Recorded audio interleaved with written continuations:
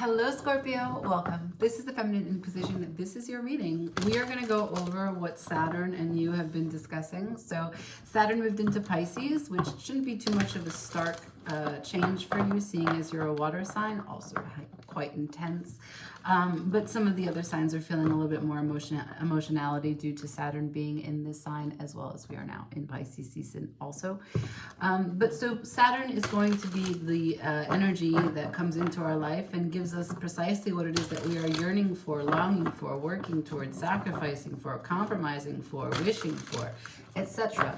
But only will Saturn give us what it is that we long for and our deepest ambitions if we have taken the steps that have come to us in our deep inner knowing to get there, right? The sacrifices, the dedication, all of the steps that we know we need to take to get to our end goal. If we've been doing them, Saturn will give us the reward. If not, Saturn will give you a new list of things that you need to do, as it gives you a second chance to work towards what it is that you want the most.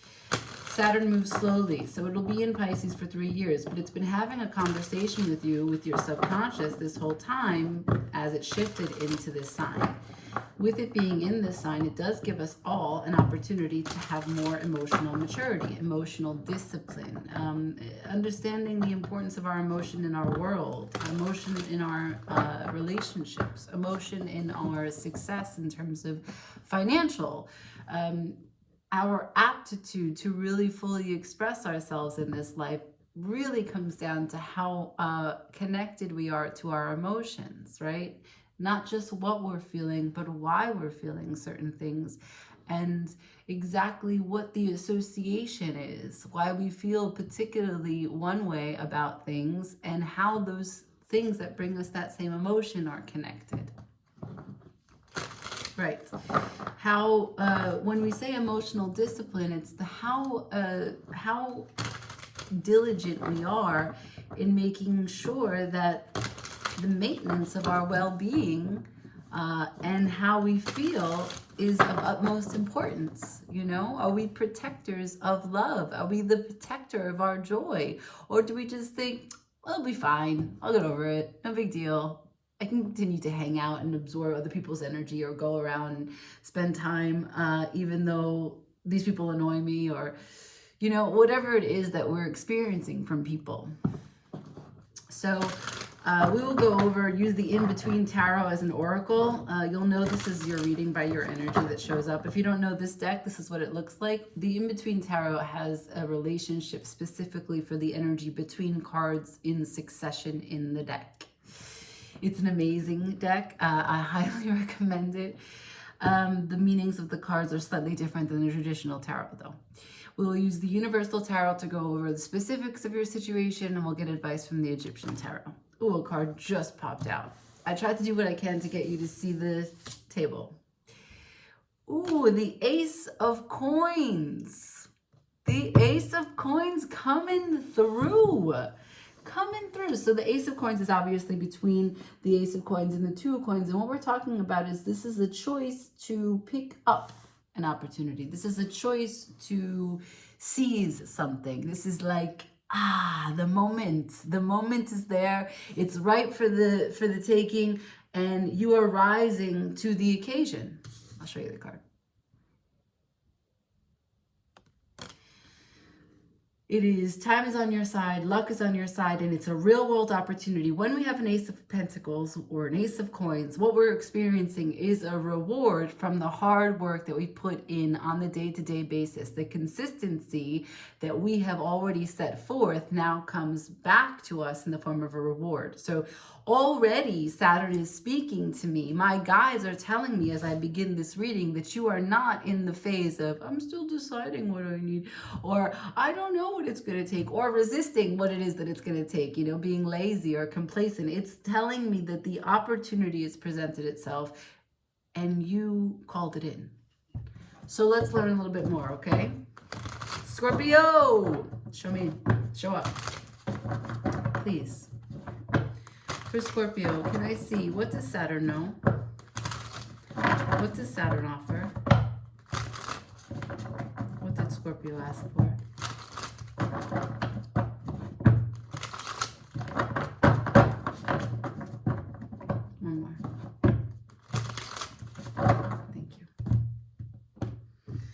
Show me, what does Saturn know? What did Scorpio ask for? What does Scorpio want? What does Scorpio long for? What does Saturn offer? 10 of Cups.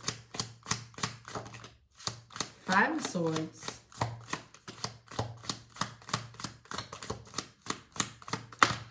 Magician.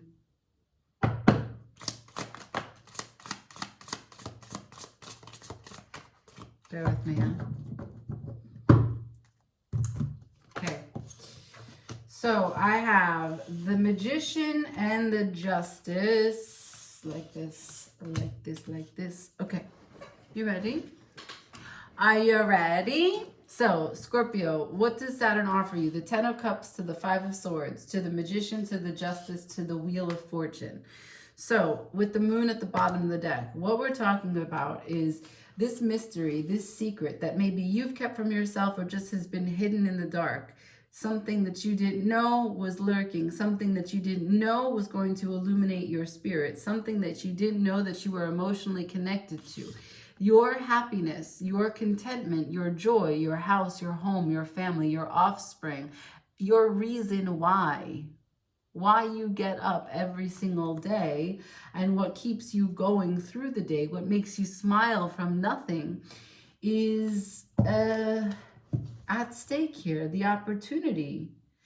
I've got the 5 of Swords to the Magician to the Justice. There is a level of there's a little bit of confusion. There's a little bit of perhaps trying to create with the Magician in areas that you can't create. Or that the ways that you were trying to create with the Magician were not fair.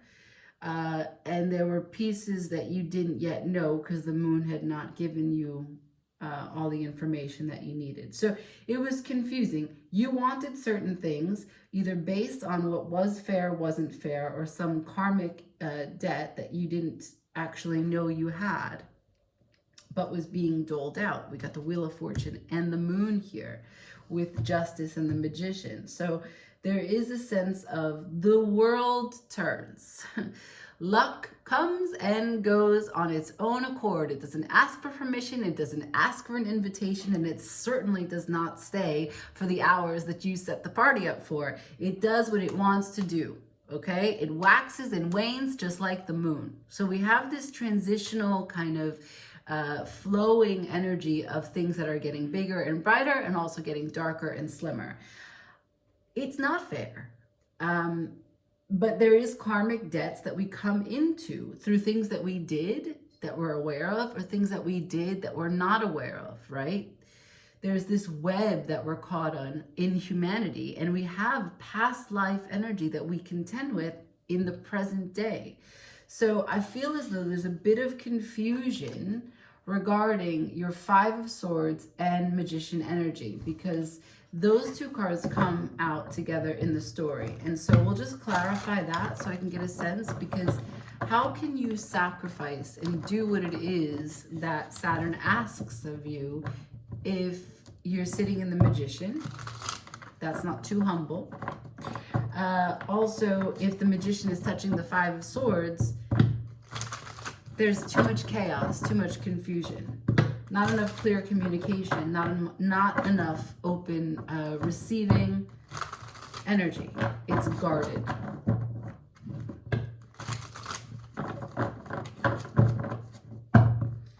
Self-sabotage. But why? Your emotional contentment is at stake. So with the Justice here, Scorpio, what are your thoughts thinking? This Ace of Coins is on the table. For Scorpio, can I see, please, the relationship? Clarify the 5 of Swords and the Magician. 5 of Swords and the Magician, please.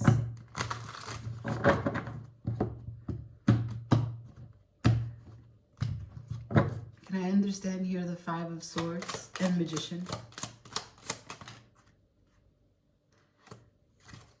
I don't know if you can see it. You can. So you see the answer? The potential card that touches both of the cards I'm questioning about. This is a Page of Wands. You're too inconsistent, too bold sometimes, too complacent other times. You might have also a little bit of lack of tempering, like you don't know when to do which, so then you do nothing. And maybe you're afraid to make a first move on something. This is an opportunity. This was choosing an opportunity. You cannot be sideways. You have to choose this opportunity because your happiness is part of it, connected to it. It is lucky. It is divine. It is sort of supernatural in that way because it has to do with your karmic path. Your magician sits at the center of the reading. So what's it going to take, Saturn? Let's talk. What's it going to take to come to choice? What's it going to take? I don't need to ask what the gift is because the gift is already the Ace of Pentacles. I need to know what's it going to take. Please. For Scorpio, what's the cost of the Ace of Pentacles? What's it going to take? Show me the sacrifice necessary. Guys, help Scorpio learn what is needed for this Ace of Coins, for this 10 of Cups, for this magician to create magic.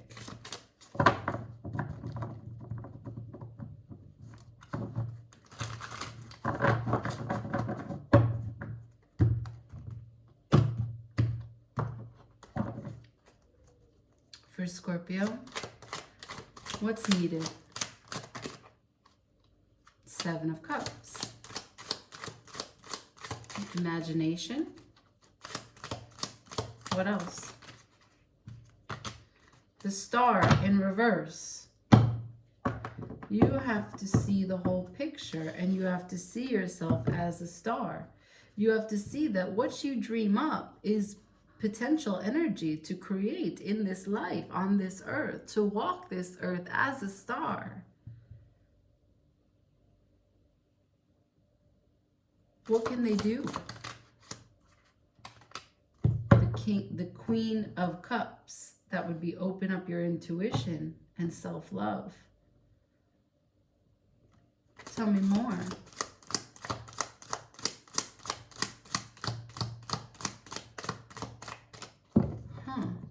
The Queen of Cups is in reverse. Temperance is at the bottom. We're talking about tempering your spirit when it comes to emotional aspects. The Queen of Cups is in reverse. The emotional stability is what's needed to ground you. Your 10 of Cups is part of this opportunity. What's in the way is your confidence to know that what you're emotionally connected to can be part of the ambitious nature in which you live. Temperance at the bottom of the deck. Do you see? To understand that you are able to transmute your experience, to pour from one cup, one item, into another cup, another item. You can shift everything. You are the magician.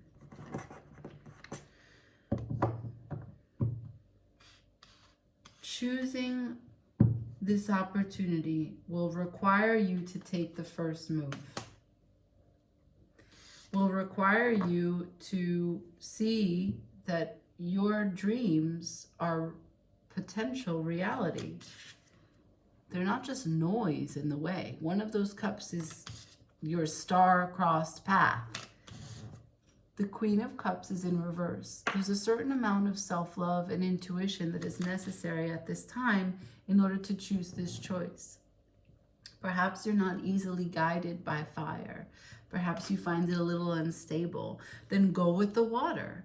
Try to meditate on the opportunities that are available to you and trust that your star will show you. You will intuitively connect to one of these cups. You will feel it somewhere in your body. So quiet your mind, tune into your internal landscape, and open your senses and see how the emotional landscape of each of the opportunities that are before you are reacting. I'm gonna leave it there with the tarot. Let me get some advice from the Egyptian tarot.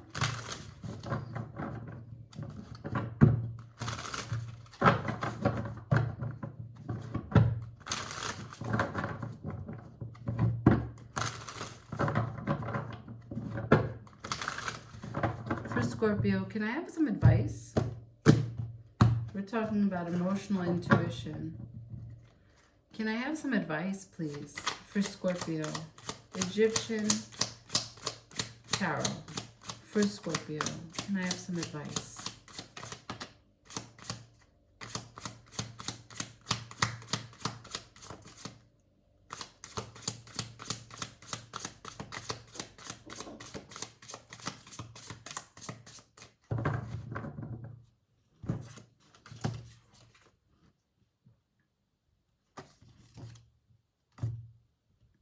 It was like this. Yeah. Okay. So the Three of Wands to the Ten of Pentacles.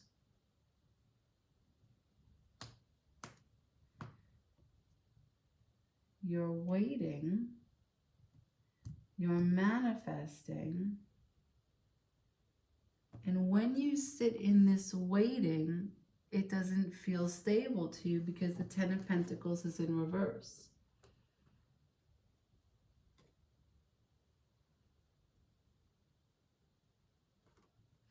Being patient for you is not easy. But the thing is that the guidance is that you're waiting for the wrong thing. You're waiting for stability, but this is an opportunity. This is an opportunity for emotional contentment and for you to come into this moment of like luck is an attitude because the Magician is here.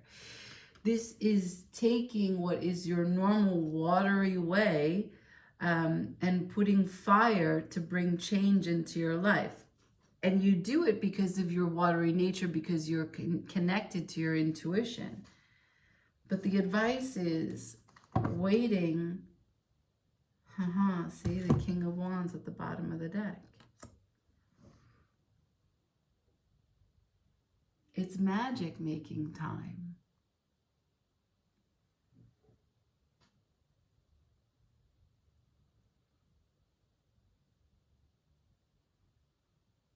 Yeah.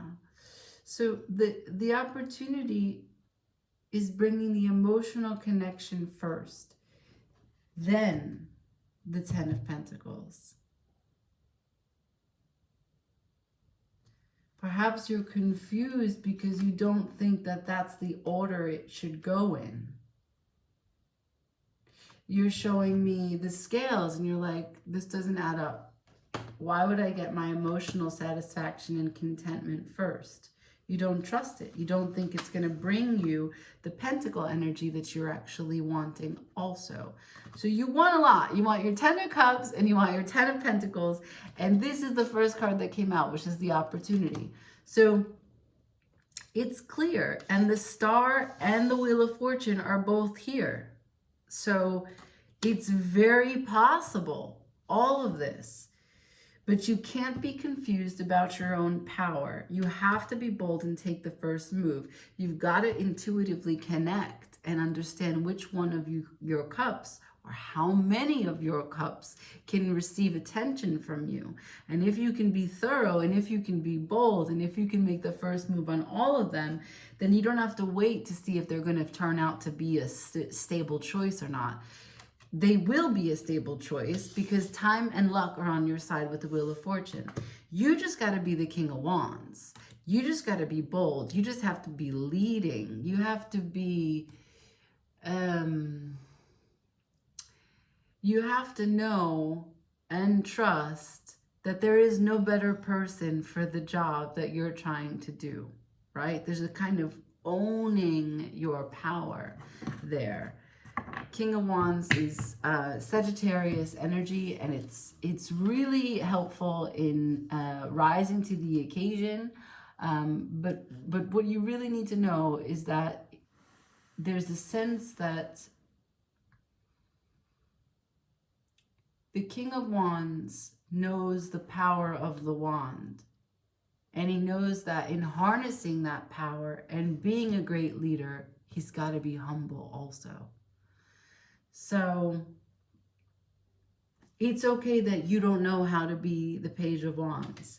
But if you follow this path of being humble, okay, I am going to try to create magic. I'm going to try to step into this magician power. And I'm going to not self-sabotage. As long as I stay humble, this Page of Wands can be on your side upright. And with time and with karma, you can gain to trust what it is that you have a vision for your life and the intuition of how you feel about the vision that you've created. And you can carefully choose which of or how many of these cups. You can say yes to this opportunity for these 10 of cups. You don't have to wait to see which one is more stable than the other. You wait, manifest, take action, be bold, be true to yourself, and the 10 of Pentacles will be yours just the same. I leave it there. Like, share, comment, subscribe. Everybody, thumbs up. Ciao.